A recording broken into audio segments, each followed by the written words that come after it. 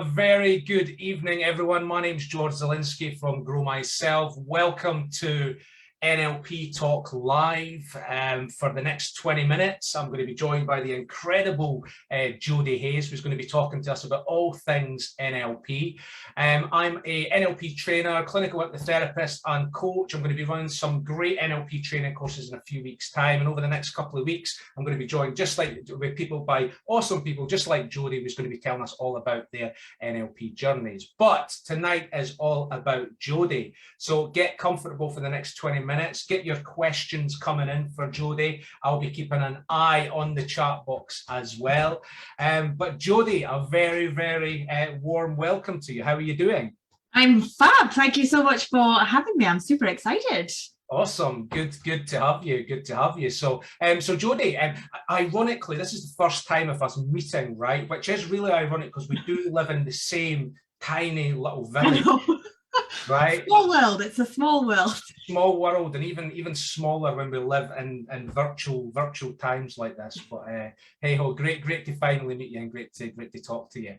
So Jodi, can you just kick off just by telling us a little bit about you and your background before we move on to all the exciting things that you've got going on at the minute? Yes, so I am primary teacher trained initially. Which is still what I am doing part-time because I'm now mummy. You can probably see in the back, there's little Luna up there. She's almost 2 now though, so lockdown's kind of got away with us. She's a proper lockdown baby, born in May 2020. So yeah, I am a primary teacher. And then I also used to do, I'm going to get back into it, but I used to do a lot of running. Which is actually initially where the NLP sort of kicked in. And then, yeah, what I've then done because of experiences I've had myself, struggles as a child, going into teenage years, adulthood, experiencing quite dramatic kind of breakdowns in the workplace, that really put a halt on my life sort of thing. Then finding NLP and things like that have actually completely turned my life around to the point that because of everything I've been through, I do believe that I was put on this planet because I'm strong enough to get through these kind of things. And what I've now done is turned all these negative experiences around into a positive and created Future Footsteps, which is the main sort of business name that I go by as a children's empowerment coach, because my difficulties started as a young child. And I really do believe that if I had the experiences and the knowledge that I have now and what I'm trying to provide for kids when I was young, I maybe wouldn't have had the big sort of blowouts that I've had. So it's my turn to give back, really. Awesome. So yeah, that's why I'm here. Love that. And that's such a big message for parents out there, right? Or any parent that has kids that are, going through stuff, to hear your experience and the fact that there is, there's tools, there's resources, as you quite rightly say, and let's be honest, people like your good self that we can turn to for support when when we need it. So that's a really big message. Love that a lot, Jodi. So that's would you say that's fair to say why you gravitated towards NLP, with that sort of desire and urge to give back? Yeah, well, initially, I was sort of introduced to NLP for my running. So because of the visualization side of it, one of the things I struggled with from being very young is my self-esteem and that self-belief. And I was very, very talented as a younger child as a runner. And when I was younger, I just seemed, just to power through everything. And it was that sort of masking idea. So I was able to just run and achieve. And then when I came back to it as an adult, I was just struggling with the idea of, well, that's what I have been. Why am I not there now? And I completely lost all my self-belief, the self-esteem, and there was no confidence. So I was sort of passed on to the NLP kind of idea from my athletics coach. Met some incredible people through what they have done with me personally, and the main sort of things was like the visualization side of things, changing the way that I was going into a race, because I was finding I could train really well, but the minute I stepped on a race line, everything Yeah, just went out the window. And it was one of your posts the other day about the anchor, and I even mentioned I still to this day I've actually got a tattoo on my leg that means believe. And it's the leg that I would start with on a start line for a race, and my anchor is to run my hand across my tattoo, and that just is like my anchor of right, it's race mode, I'm ready to go. Powers you up. Powers you up. Yeah, absolutely incredible. So all the kind of techniques and things that come along with NLP, initially it obviously got me back into that groove with my running and things like that. But then because of other things that I'd experienced as a child, like bullying and, you know, some quite big sort of traumas. I lost my dad when I was very young, and he was my running coach. He was the one that trained me from being 5 years old. So at 10, when that's taken away from you, was a bit of a big, like, you know, and it was that way where things like emotional education weren't around then. So that's why I've sort of obviously gone down that sort of route. So then people don't need to go through what I went through. But yes, I had, I can't even remember when it was, a good few years ago now, within the workplace, was experiencing a bit of bullying and completely hit the bottom, like the lowest of the low. And I was at that point where I was like, I can't keep, this isn't the way of living. I can't keep doing this. I need to do something about it. And because of the success that I had with NLP from running, I was like, right, that's what I want to do. That's where I'm going. And it has honestly changed my life to the point that I have now brought it in with my teaching. I then went and trained in it myself. Once I was in a better place, I was like, right, whoa, how incredible is this?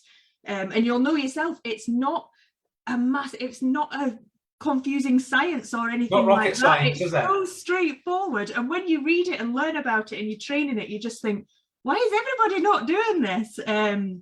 But what I wanted was to obviously put my spin on things, to turn it into something that I can use to empower children, and the parents and educators at school, so that kids don't have to struggle like I did.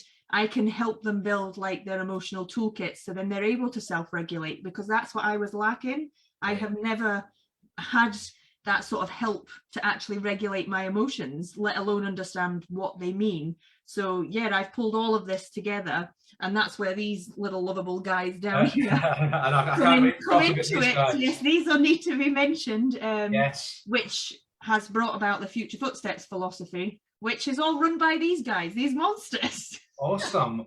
So NLP, so you found each other. There was, and like most NLP professionals, right, there's usually some kind of trigger that kind of sends us on a quest of some description, where we're looking for something off the back of something that's happened previously. We've all got our own individual stories with that, right? So, you know, really great to hear your one and how you're using it in such an important fashion, right? You know, even the best of us struggle to self-regulate, Jodi, right? You know, I'm a teenager as well, and let me tell you, that's a whole other live series. That completely. But you know, so it's a powerful message for all of us, right, as parents, but you know, also as adults as well. So really great to hear that. So we're really keen to hear about your more recent ventures as a children's empowerment coach, and these little characters that you have created, devised. So that's all about it. So basically, because I'm primary trained, initially when I first started Future Footsteps 4 years ago, it was I just want to help everybody. I was like, I've helped myself, so many people have helped me, I want to help everybody. And as you'll know yourself, we can't market to everybody. That's just not, it's not feasible, and it doesn't work. So being primary trained, and obviously my personal struggles and things like that, I was like, why am I focusing on everybody when actually it's the kids that I really want to be with? So ironically, during lockdown, as it did with quite a lot of people, I was like, right, I'm going to completely revamp this. I'm going to change the logo. I kept the name because I have a website and things like that. So I revamped the logo so it was like rainbow colors and this sort of thing. And I was like, right, how else can I do this so it fits the kids? And I did initially have a different monster who still is part of Wally's tribe, but he wasn't sort of the main character.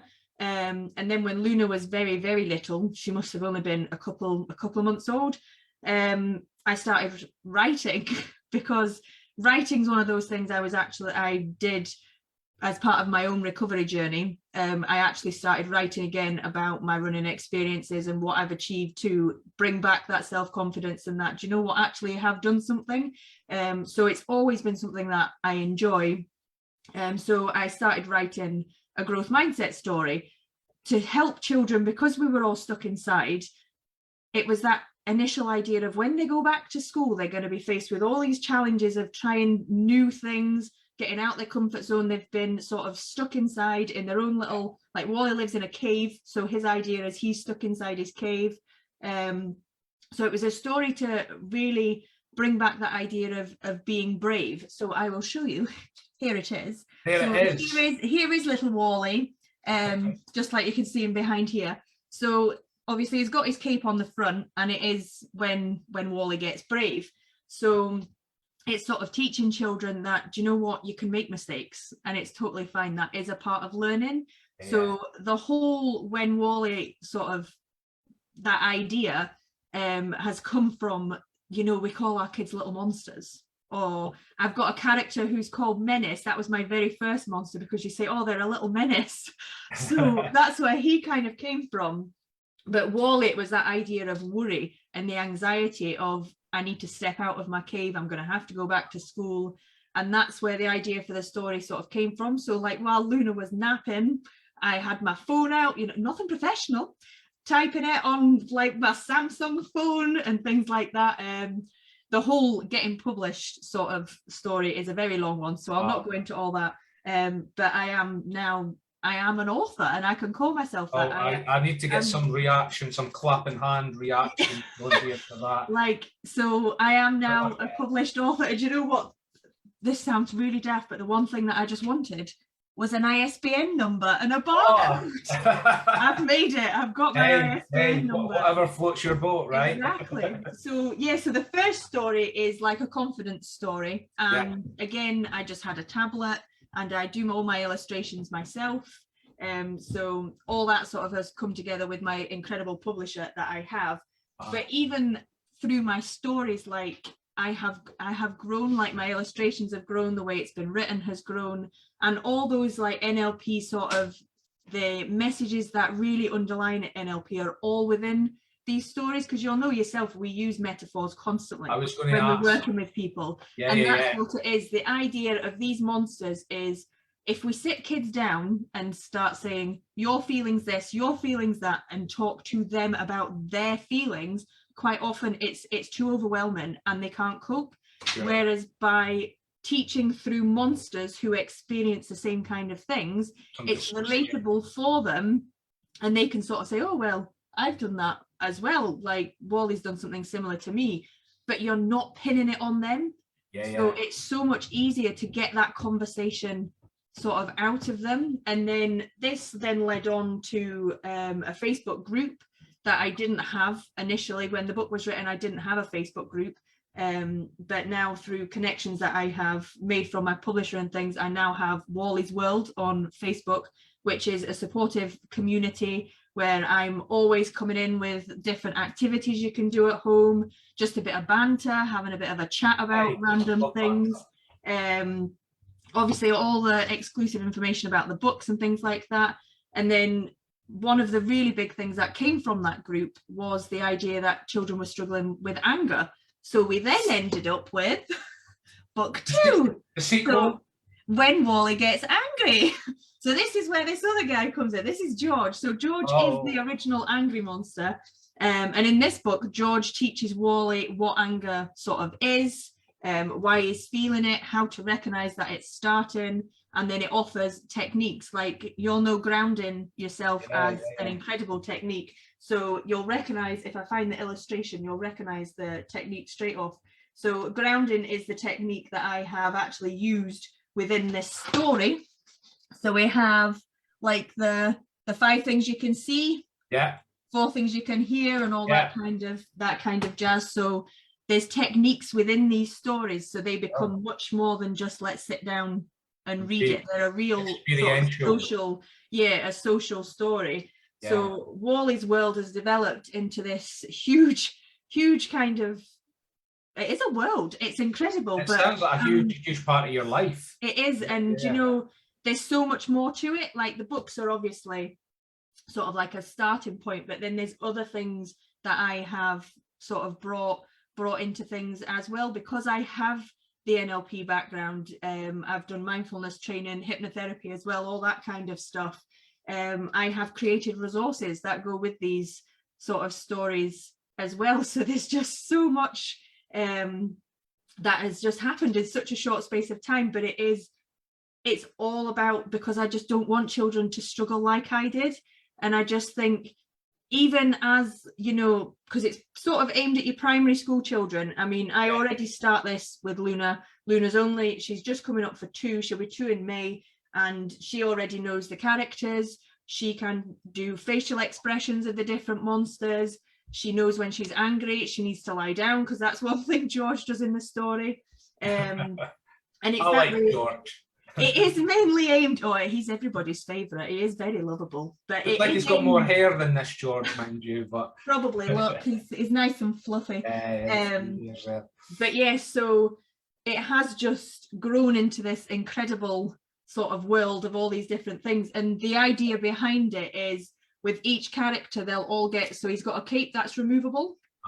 So they do, like, obviously role-playing things, because obviously NLP, one of the biggest sort of things from it is that all of us have excellence inside. It's about figuring out how we're going to get that out, and we all have these different resources within us to be able to do that, but it's learning how. So Wally is here to teach all our children of how they can get their superhero cape, so they can be, and I even have my own hashtag, and it's #BeBraveLikeWally. Love it. What an incredible story. What an incredible journey, you know, for coming to this point where, you know, you had a bad experience, it triggered you to go looking for new opportunities, new development. You found NLP, clearly inspired heavily by the teachings of it, that's put you on such an exciting, meaningful, worthwhile, helpful path and created this entire universe almost, right? I mean, what an absolutely incredible story. And you know, more than that, you're helping so many kids and parents with their kids as well. Everything you spoke about is, you know, riddled with metaphor, right? Metaphor is so beautiful, it's so powerful, and it really helps us learn and, I guess, interpret different experiences and emotions, like you're saying. So that's such a magical thing to hear. It really is, especially in these crazy, turbulent and uncertain times. I mean, this stuff is so relevant and so pertinent, right? What's your favorite NLP technique, Jodi? Well, as I mentioned before, obviously the anchoring has been something that has had a huge impact on me in different situations. But I have to say, one of the biggest things that I did was doing the shifts of images of, you know, like having a negative picture that haunts you. And actually now I still obviously see this negative image, but it's now black and white, it's teeny, and I get a fabulous, bright, bold image that now flies in at the same time. And it's the visualization aspect of everything that I thrive on, because it honestly, life-changing is the only way to describe what NLP can do. Yeah. And you know, we hear this, there's so many NLP professionals, life-changing, transformational, see the world through new eyes. It's powerful stuff, and it's great to hear and to see the role that it's played in your career, not just past, present, but I presume also future as well, yes. Right? So you know, feel free to share any, or that you can share any of your future plans. What's next for you? What's coming up? What's on the horizon? We have sort of going on in the background is book 3, which is, again, it has come from sort of talk within the group, and when people are popping into the group and answering the questions of, is there anything I can sort of help you with? Jealousy has come up as one of those emotions that we're struggling with. So book 3 is going to be when Wally gets jealous. I already have my plan for book 4. Wow. But I'm not going to tell you that one because that's just the idea. I have the title and I know what the story's about, but book 3 is obviously what we're focusing on. That's like going on. I do that in dribs and drabs in the background. But what I am sort of working on now is I've seen, because of lockdown, we've got a big shift in a lot of people doing homeschooling and home education. As I know, it's preferred to be called home education because it is totally different. It's not a school environment. It is totally different. So I've been pulling together different courses. There is 2 courses coming which relate to the books. So I've got a parent course which will be about anxiety, and I've got a parent course to deal with anger. The one that's currently running is my Nature Monsters course, which is about helping children through the outdoors. So every single activity that's involved, you're outside and you're busy doing all these things because nature just does wonders for your mental well-being. So the idea is that you don't actually physically need to come to the courses, because like this, we have a conversation on Zoom or however it is sort of organized, Teams, that kind of thing. We'd go through the different activities, how they benefit, like why you should be doing them. And then you've got all the resources that as a parent, you then go away and enjoy doing these activities with your children. And it's that idea of bringing parents and children together so you learn with each other, because parents need to also understand what helps their child to regulate. So if I just did it with them all the time, it would only be me that would be able to say, right, this is what you maybe need to do in this situation. Whereas if parents and children learn together, you're also giving the parent that opportunity that they can empower sort of their children. Like my tagline is, together we can empower our little people, because it is all about that teamwork idea. Like Wally's got his team of all his sort of monster mates, and that's the whole thing. We pull everybody together. And so it would be like, an online chat to go through things. And then Nature Monsters, you just get a PDF, because then you can go out with your phone and it's got the activity on your screen. And I am getting plushies of the 2 characters that go with Nature Monsters as well. Awesome. They're on their way, so you can get plushies and things like that. But I mean, I have an online shop that is full of resources. So if you're thinking, like, I've got a couple here. So worry obviously was one of my main, that for something I struggled with, and I still struggle with anxiety. It's going to be with me forever. But now I have different ways of sort of coping with it. So one thing that I did develop was a worry journal, which is based on Wally. So what this is basically a little diary. Every sort of 10 entries you have like an affirmation activity, because obviously speaking positively to yourself will really help change, like have that mindset shift. But what it is you have sort of like an activity to go through, which starts off, and it's all about reframing, like looking at your worries differently. So even that acknowledgement of, right, well, this is what I'm worried about, is massive in terms of being able to start processing it and allowing your brain to be like, right, do I need to worry about this? So the worry journal is written in a way that, you'd support your child to write their worry, have a look at it differently. And then there's a little box where Wally writes back to the child, which is obviously the adult. But, things like that I have developed, because I used to do something similar, but not as a fancy journal like that. And Sure. That looks all really professionally presented, well put together. So parents sitting watching this thinking, oh, I want to get some of that. I want to speak to Jodi. I want to find out more about her. How can I get access to this group that she's mentioned? How do I buy the book? What's the best way? I mean, we're going to put links in we'll definitely drop links, because depending on where people are, there's, I am on quite a lot of different social media platforms. I would say Wally's World, the Facebook group, is the biggest platform in terms of that is where the main things go first. So it is like that. If you are part of that group, you are going to get the exclusive information about the books. You'll get told when books are being launched, so signed copies, things like that, you will get in there first. But then I also go live every Wednesday in that group. Sometimes I just come on for a bit of a chat. Nice. Not gonna lie, it is just one of those days. Oh, it's Wednesday at 7:30. I should be live. But obviously most of the time I'll come on and I'll bring an activity on, or somebody's mentioned something, so I'll explain about an emotion and why children feel this way and that sort of stuff. So it's full, absolutely full of fab stuff. So yeah, Wally's World on Facebook is the main place. It's the main place to gravitate towards, to get in touch. But I am on Twitter and Instagram is both at Wally and Co. So I am on both those as well. Again, we'll obviously drop all the links in. So I'm quite open for people to drop me messages and things like that. And then obviously the website is futurefootstepscoaching.co.uk.